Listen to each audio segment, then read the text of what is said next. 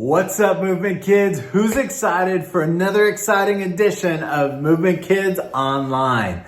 Guys, we're in week 7 of Altitude. Can you believe it? Man, it's been 7 weeks of learning awesome stuff while watching funny stories about Hitch and Kim and Gree and Cliff and all those guys. Well, hey, before we can jump into our series, you know what we need to do. We gotta do our 3 rules. Rule number 1, it's to be kind. That's right. We got to be kind with our words, with our actions. We got to be nice to people and show them the love of Jesus.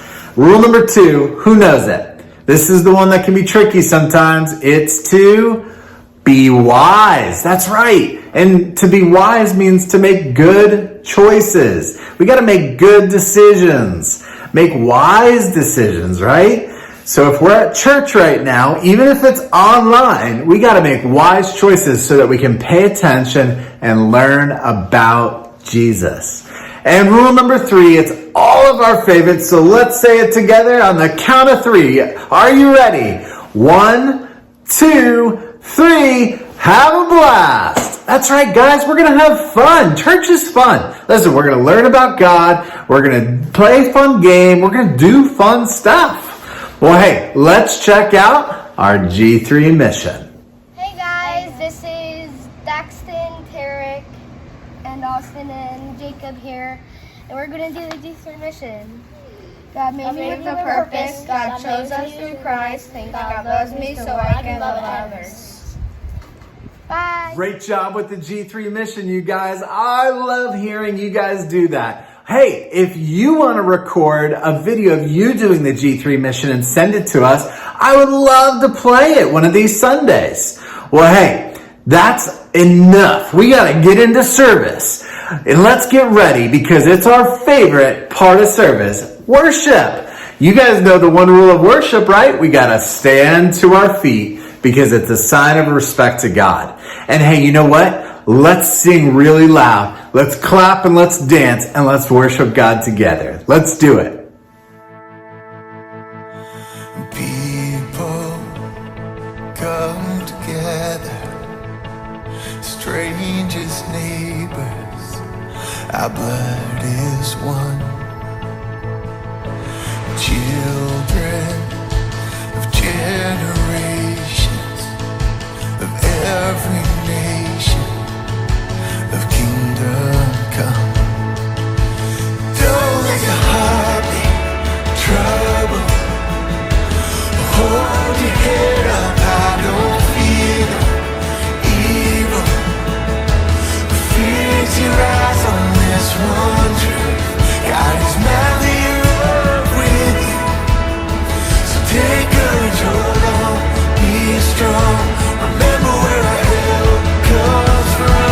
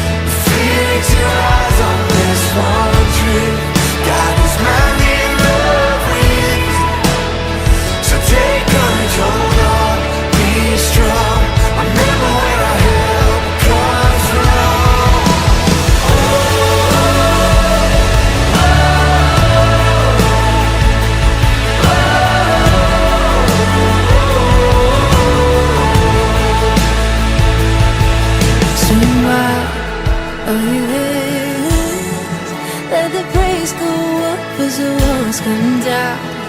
All creation, everything with breath, repeat their song. All His children, clean hands. hands, pure hearts, good grace, good God. His name is Jesus. Sweet wine, all you heavens, let the praise go up as the walls come down. All creation, everything with breath, repeat the sound. All His children, clean hands, pure hearts, good grace, good God. His name is Jesus. Sweet wine, all you heavens, let the praise go up as the walls come down. All creation, everything with breath, repeat the sound.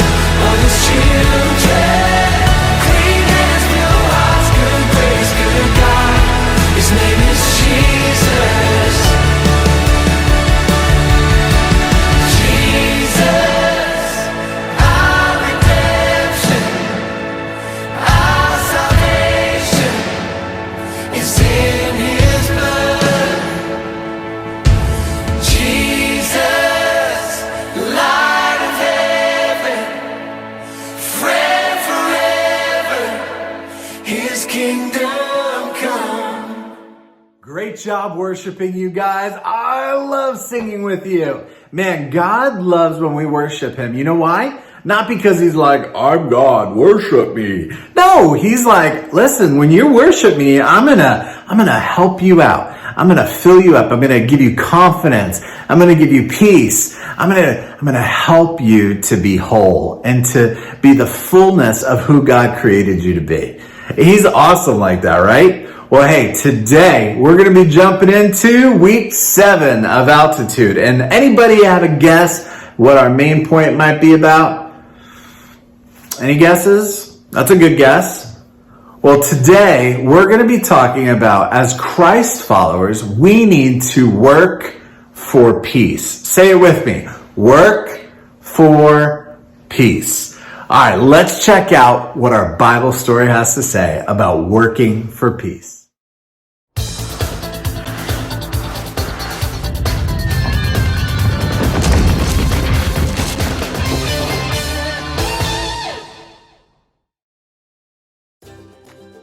Hello, welcome to Altitude, the store and base camp for the Anaconda Mountain Range. I've been working on this hinge for a little while. It came off my gate on my fence at home, and I've been having trouble opening and closing the gate, and this hinge obviously is the reason. It's because of all the rust and all the dirt that's causing these two halves to not work well together. Here, listen to this. Now, I could throw this hinge out and buy a new one, but thankfully, the problem that I have here is an easy problem to fix. All it takes is a little bit of oil.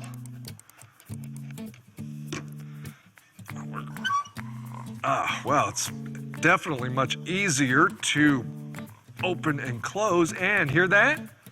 No more grinding and no more squeaking. The two halves of the hinge are now working perfectly together again. And it's all because of a little bit of oil. You know, as I think about it, people can be a lot like the two parts of this hinge when they don't work together themselves. Most of the time, when people don't work together, it starts off with a disagreement. Then it turns into an argument, and before you know it, the people are fighting. But in those moments, when we see that happening, it's our job as Christ followers to be like this oil. We need to act as peacemakers and try to calm others down. We need to help them resolve their conflicts. Working for peace is so important that Jesus talked about it in His Sermon on the Mount in the book of Matthew, chapter 5, verse 9. Jesus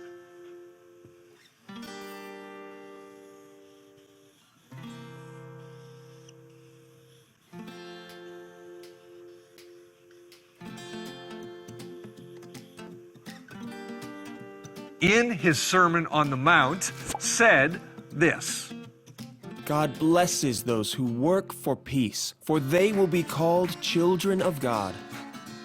According to this verse, if we are true followers of God, if we are truly His children, then we should work for peace in the lives of those around us. Now, to help us get an understanding of what that means, there's a great lesson from the Bible.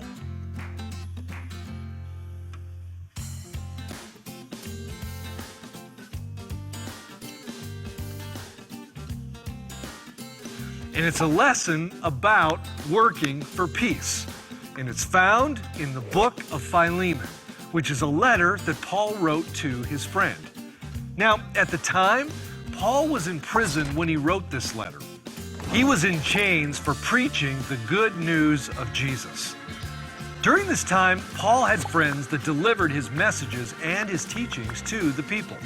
And one of those friends was a man named Onesimus. Onesimus was a friend who helped Paul out a lot. But there was a problem with Onesimus. You see, he was a runaway slave, and he'd been accused of stealing. This left Onesimus with a huge problem. His master Philemon wanted him back.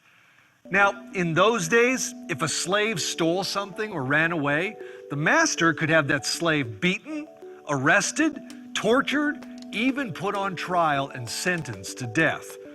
The master could do this because a slave didn't have the same rights as other people. They were just property to the owner.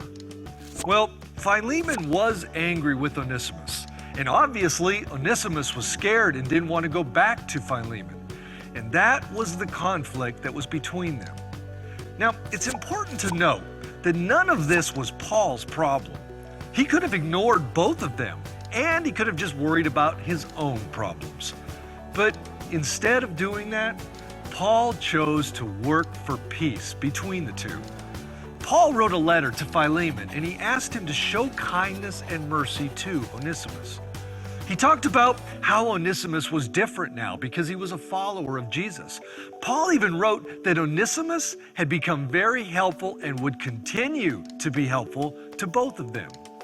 Then Paul sat down and he wrote this about Onesimus. I am sending him back to you, and with him comes my own heart.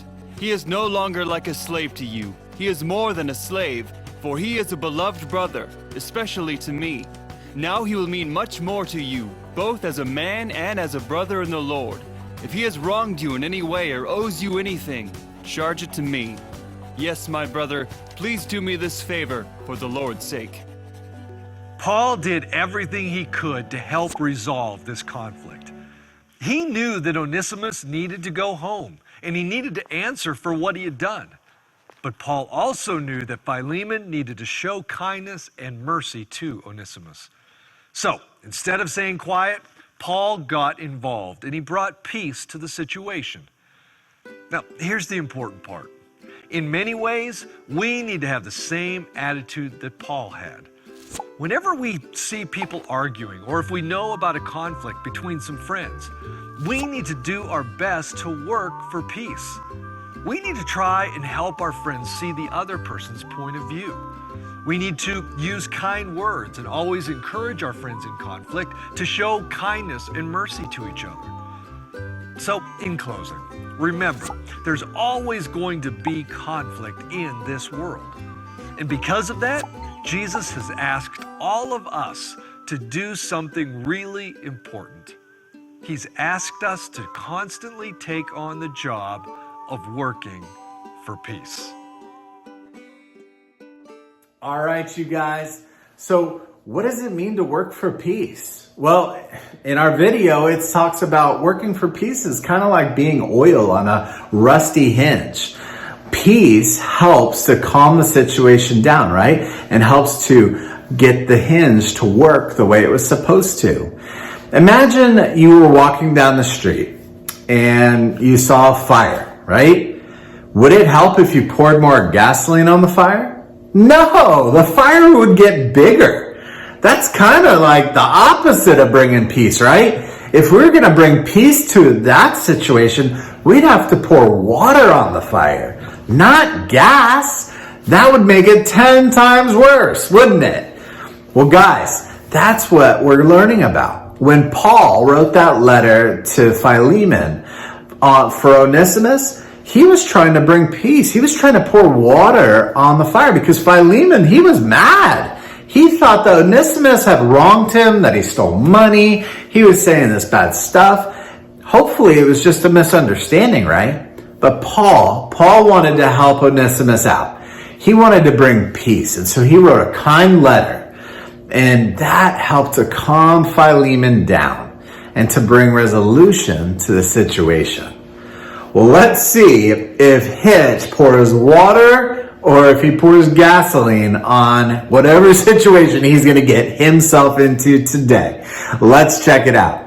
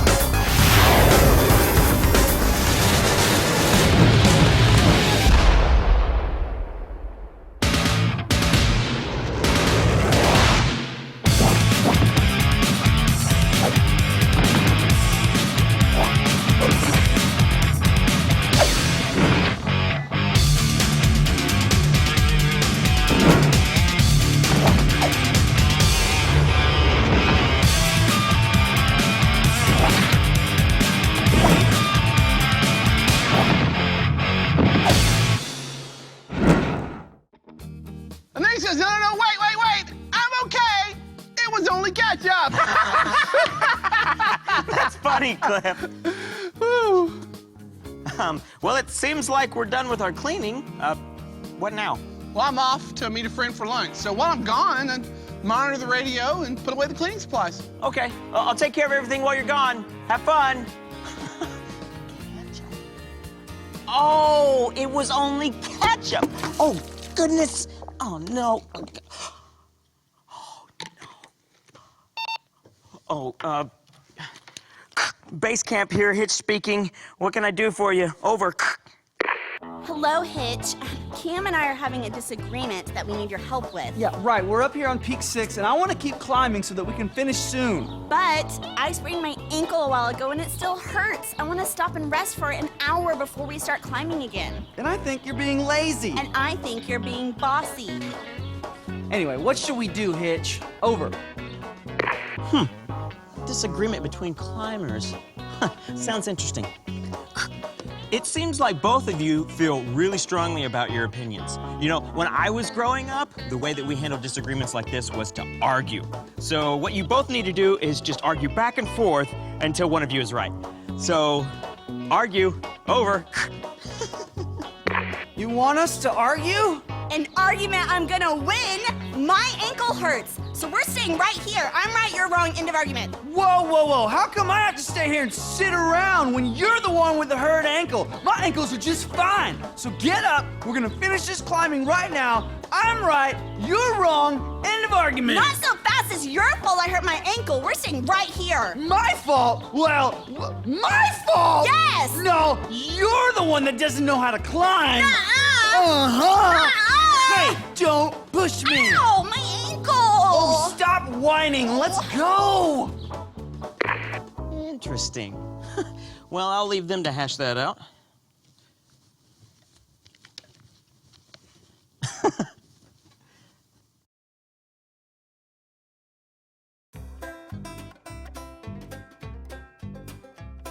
No, hello, Hitch. Oh, hey, Cliff. How was lunch? It was great. How are things here? Oh, it was good. Cam and Gregory called in about a disagreement, but don't worry about it. I took care of it. Oh, good job. Well, what did you do? Oh, well, I told them that they needed to argue about it until someone was right. Really, that's the only way to settle a disagreement like that. What? I told them to argue about it. That's not gonna fix anything, Hitch. Oh, really? Well, how about we go check in on them? I bet you they're both really happy right now since they settled it by arguing. Hello, Cam and Gregory. This is Hitch. Come in, Cam and Gregory. Over. I'm right. Just admit it so the argument will be over. Never, because I'm right.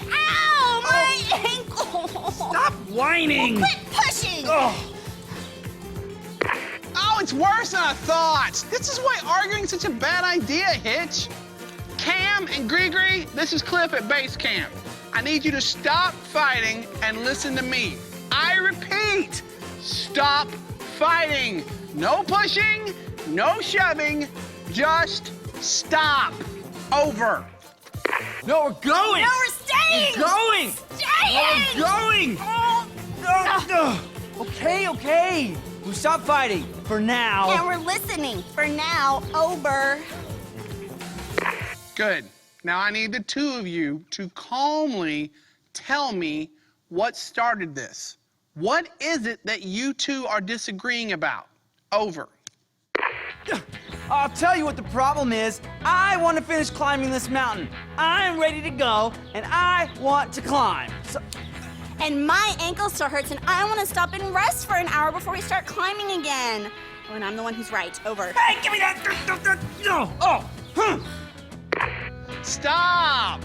You've both made good points, but arguing and fighting isn't going to solve this problem.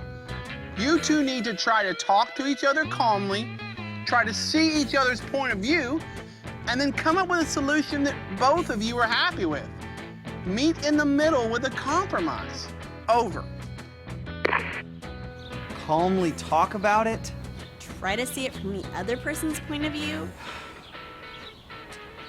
I guess I could see how climbing up this mountain wouldn't be very much fun if you had a hurt ankle. So, I'm sorry for pushing you. Will you forgive me?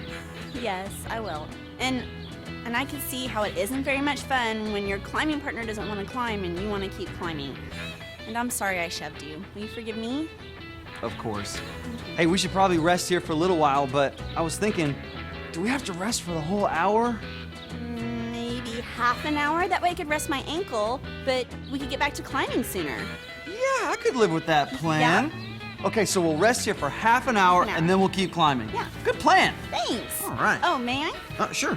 And thank you, Base Camp, for helping us sort this out. Over and out. What just happened? How did you do that? You had them find a solution by talking. They didn't even argue. I was just being a peacemaker. I mean, when people have arguments or disagreements, it's our job to find a peaceful solution. If you let them keep arguing, it's just going to lead to fighting and hurt feelings, and that's not good. I mean, Jesus even taught us in the Bible that we should seek peace. Yeah, but how do you do that? That's an excellent question. I think the first thing you do is find out what everybody's arguing or disagreeing about. Then get the two groups to try to talk calmly to each other. Try to see each other's point of view. Then the third thing you do is come up with a solution or a compromise that everyone's happy with. Also, you can pray to God and ask Him to give you the words to say. Wow. You know what? The next time I'm with someone who's arguing, I'm going to do that. Thanks, Cliff. You're welcome. Why does it smell so lemony in here? What did you do? Why would you spill that? All right, you guys, I had a bad feeling about this. I figured Hitch would probably do something crazy and make some situation worse. I mean, the other week, he tried to trap Cam and Gree in an avalanche. And now, Cam and Gree called, asking for help because they were having a disagreement. And what did Hitch say to do? He told them to argue about it. Since when does arguing resolve anything? It doesn't. And thank goodness for Cliff, because Cliff came back just in time to help talk to Cam and Gree and tell them that they needed to talk about it calmly and to put themselves in the other person's shoes. See, anytime we are upset with somebody else or we have an argument or a disagreement, we need to think about what that other person is going through. What are they thinking? What do they care about? See, as a Christian, as a Christ follower, we can help other people who maybe are mad in the moment to calm down by asking them questions. Say, hey, what are you upset about? How can I help you? What are they upset about? See, when you do that, it helps people to think about things in a logical or rational way. It just means to not be crazy mad about it, right? Because when we're upset and really emotional, it's hard to think straight and it's hard to be kind, right? So as Christians, we got to be peacemakers, people who are willing to step in when the time's right and try to help resolve situations. Well, let's check out our memory verse. All right, you guys, our memory verse is found in Matthew chapter 5, verse 9. Let's read it together, okay? It says, God blesses those who work for peace, for they will be called children of God.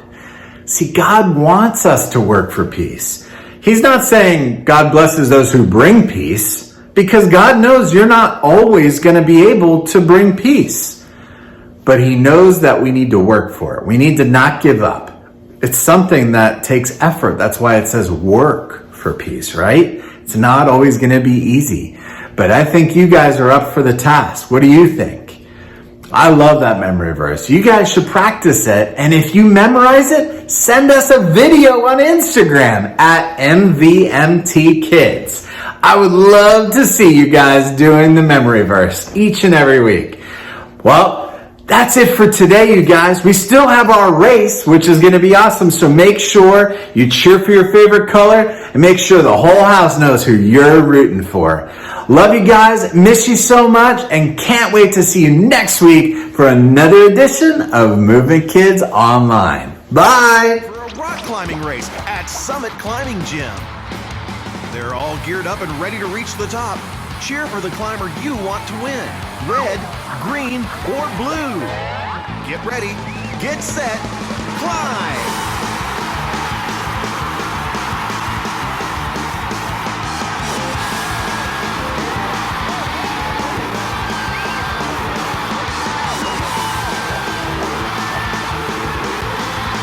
And at the finish, the winner is green! Green wins! Shout it from the top of every mountain, green wins!